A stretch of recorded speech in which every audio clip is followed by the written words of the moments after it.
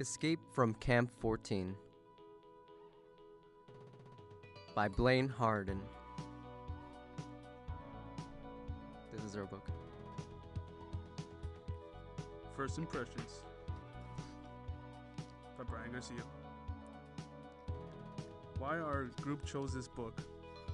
Our group chose Camp 14 because we wanted to read about one's experience in a camp in North Korea. We also wanted to know more about North Korea because little is known. The author, Blaine Harden. Blaine Harden is an American journalist and author. Blaine worked for Washington Post for 28 years.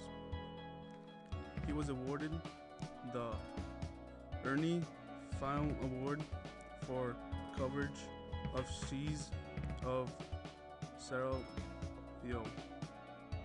Blaine lives in Seattle. First impressions. When our group chose the book, I thought it was going to be boring. But the more I read, it became more interesting. The book was suspenseful. The book had many parts which left me saying, "Whoa!"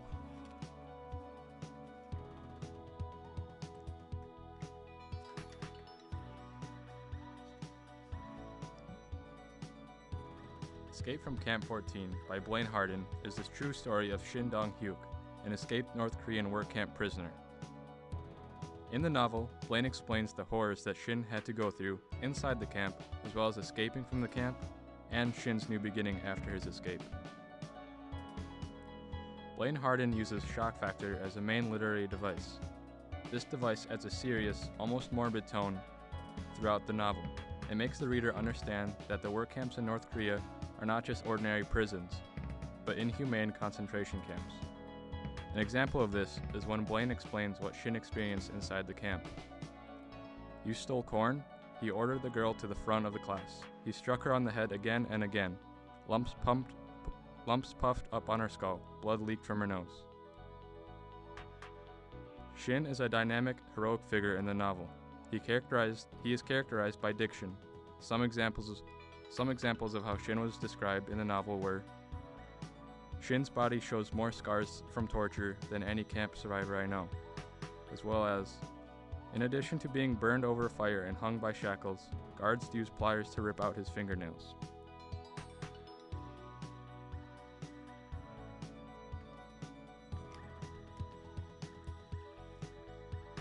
The Resolution by Miguel Ovidio. Violence is perhaps the biggest concern in the whole book.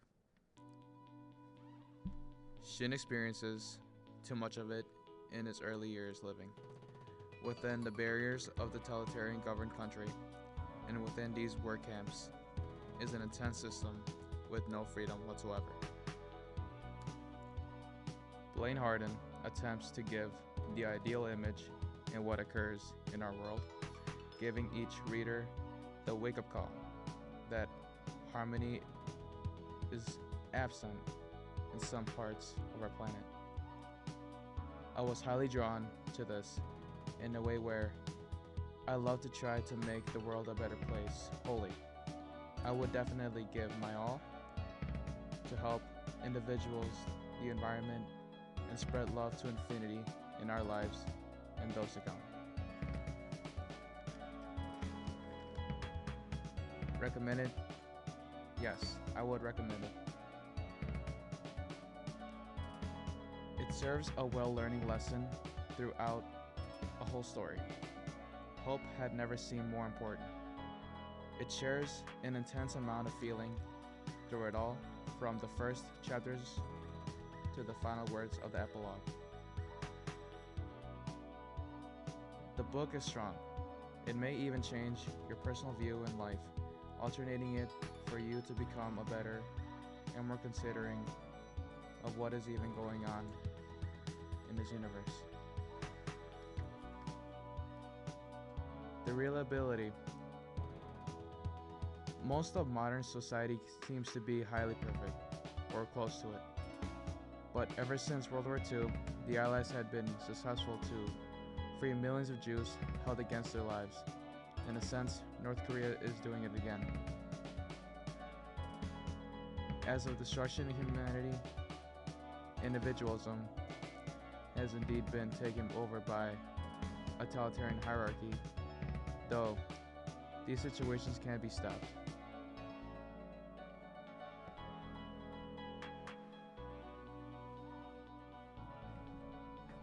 Part 4.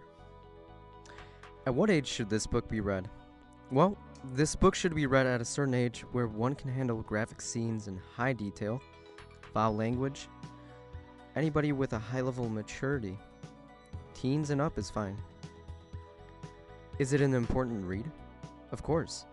Everyone who has a chance to read the book should. Does it have lasting value? Of course, yes. The value in this book can have a long duration of morals and many aspects which one can use to help get through any problem. Treating everything and everyone with respect, and that life is not always about material things, but about what really matters, family. It shows how simple values like truth, honesty, and love mean so much, but we take them for granted. This is a serious book and should be taken with full consideration. While being a short read, it holds many things which helps us become better people.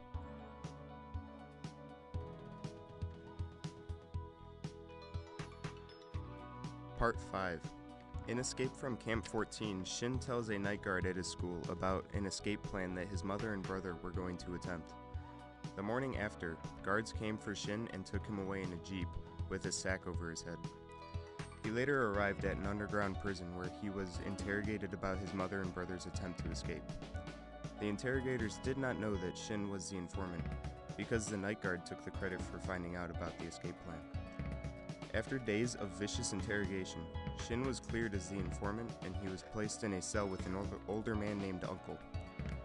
Uncle helped take care of Shin's wounds that he received during interrogation. I will read you a passage. In the meantime, Uncle went to work as Shin's full-time nurse. He turned mealtimes into thrice daily medical treatments, using a wooden spoon as a squeegee on Shin's infected blisters. There's a lot of pus here, he told Shin. I'm going to scrape it away, so bear with me. He rubbed salty cabbage soup into the wounds as a disinfectant. He massaged Shin's arms and legs so that his muscles would not atrophy. To prevent urine and feces from coming into contact with the boy's wounds, he carried the cell's chamber pot to Shin and hoisted him up so he could use it. This passage is important because if Uncle had not helped Shin, he would have died and this book would not have been written. The passage has a great use of imagery by illustrating how Uncle took care of Shin and how his life was like in the underground prison for the first couple months.